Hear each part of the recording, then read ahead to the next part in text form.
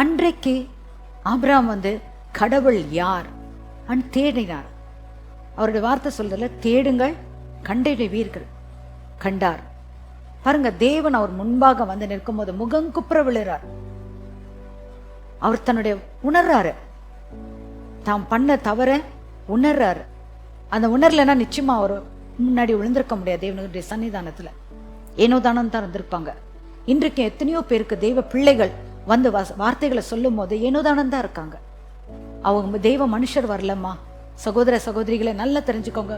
தேவனுடைய வார்த்தை வருதுன்னா அந்த ஊந்தப்பட்டு அந்த ஆத்துமாக்கு தெய்வ வார்த்தையை சொல்லணும்ன்றதுக்காக தெய்வ பிள்ளைகள் அவருக்கு வார்த்தைகளை சொல்றாங்க. அப்ப நம்ம என்ன பண்ணணும்னா, ஆண்டவரே இது நீங்க பேசுறீங்களா, அந்த மனசுக்குள்ள நம்ம போகணும்.